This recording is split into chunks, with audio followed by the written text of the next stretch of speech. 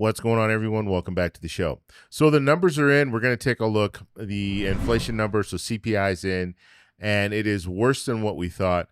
And so I want to talk a little bit about this and how this is going to impact the 2026 midterm election. So that's what we're going to focus on in this video. But first off, if you guys can do me a favor, please like the video. And if you're watching this video and you want to see more content like this, please consider subscribing to the channel. You can also follow me on Substack. I'll have that information posted, as well as you can check me out on Twitter.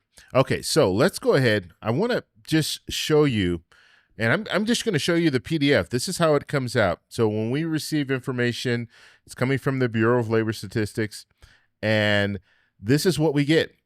And so I'm going to go over just a few things here, and then we're going to talk a little bit about this and show you the impacts. And this is not good news for the current administration. And remember, the midterm elections, this is going to be a referendum on the president. If the president is not doing well, if our economy is struggling, if we're in a war, we're all this different stuff that's going on, this is going to impact how people vote. And that's the bottom line. Okay, so let me just show you here. So CPI overall, CPI or year-to-year CPI was 3.3%. Now, let me just tell you, that's high. 3.3%. It was at 2.4%. And so that's a huge increase.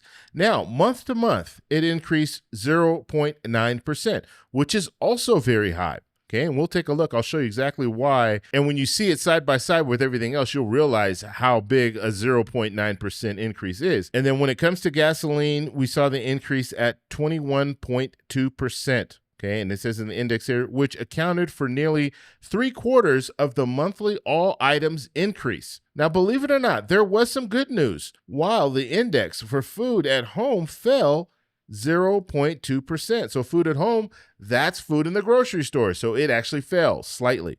But let me just show you, when we're looking at the bar graph here, this will give you an idea of what's going on. So we see here the last increase month over month was in February, 0.3%. And then in March, we saw 0.9%. Look at that increase there.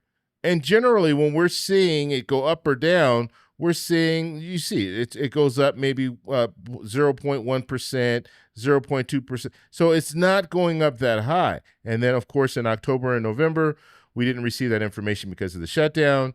So you see there 0.3%, down to 0.2%, up to 0.3%, and then boom, up to 0.9%. This is the war. All of this is the war. We could have seen, if we didn't get involved in this situation with Iran right now, it probably would have been, it might have gone up to 0.4% or down to 0.2%, but we wouldn't have seen a 0.9% increase. And then here, when we're looking at this blue line, it gives you, so 2.4%, that's what we saw in March of 2025. It went down, okay? It went down, I believe, down to like 2.3%. And then it went back up to 2.4%. And then we saw, was it 2.7%? Then it stayed at 2.7%. That was June and July of last year. And then we saw it up to, was it 2.9% in August. And then in September, we saw it at 3%. So it was at 3%. Now, this is year to year, okay? And then we had the 2 months, or at least 1 month, where we didn't get that information. Okay, that was because of the shutdown. Then in November, what did we see? We saw a drop. It was at 2.7%. 2.7% again in December. And then it dropped down to 2.4% in January. And in February, it was 2.4%. And then guess what? Boom. Now we're at 3.3%. And so that is what we're looking at right now. And so you see, year over year, we're now at 3.3%. When President Trump came into office, CPI, so inflation, year over year, was 3%.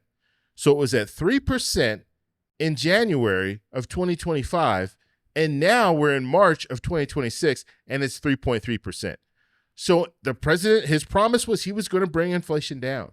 That was his major promise, right? Guess what? It's going up, and it's higher than when he came into office. And so that's a huge problem. Now, I know there are people out there that are going to say, well, this is just temporary. This is not going to last. This is good. Gas prices are going to go back down, and then inflation is going to come back down with it. Well, listen, when it comes to inflation, some of the things that we're watching right now, gas prices are increasing now. Even if they come down, the price of items are going to cost more in the future. Food at home, You remember we talked about food at home. It dipped 0.2%. That's good. That's good for the consumer. But guess what? Now that price is going to go up even higher. Why? It's going to go up higher because it costs money to bring those products to the grocery store. And so because it costs money to bring those products to the grocery store, they're going to have to increase prices. Because of course, a company is going to pass that cost on to the consumer because they're in there to make a profit. And we've already seen corporations say they have to raise prices. What's the airline industry doing? They have to buy jet fuel. Jet fuel is more expensive. So now they're saying they're raising baggage fees. And you can almost guarantee they're raising baggage fees, $10, whatever it is. If it goes from $35 to $45, that's probably going to stay there. They're not going to bring it back down. They're just going to keep it up there because once people are comfortable enough paying $45 per bag, they're not going to bring it down. And so we're seeing corporations now say, okay, as a result of these gasoline prices, we need to raise our rates. We're seeing companies that deliver packages. Amazon has indicated they're going to be raising prices. The Postal Service is raising prices just because it's like a fuel surcharge, if you want to call it that. Just because the price of gas is going up, they're now raising their prices. And let's just look at it this way. Some of the stuff that we receive it from these companies. And so that means those products are going to be more expensive because ultimately these companies are going to pass that cost on to the consumer. And so that's something that's going to last even after this war is done. We're still going to have to pay more. And these companies that are raising these prices aren't going to be quick to bring those prices back down. That's just the reality. That's how it works. We saw this during COVID. We saw companies raising prices of products during COVID, and a lot of those products are still elevated. They haven't dropped those prices back down. Because if people are paying it, they're going to keep the price high. The only time they'll bring the price down is if they have too much of one item and they want to get rid of it, maybe they'll have a sale. Or if people just refuse to buy the products and then they'll bring it down. I think Frito-Lay had a situation where they lost a lot of money because over time they were raising the prices and it was just too high.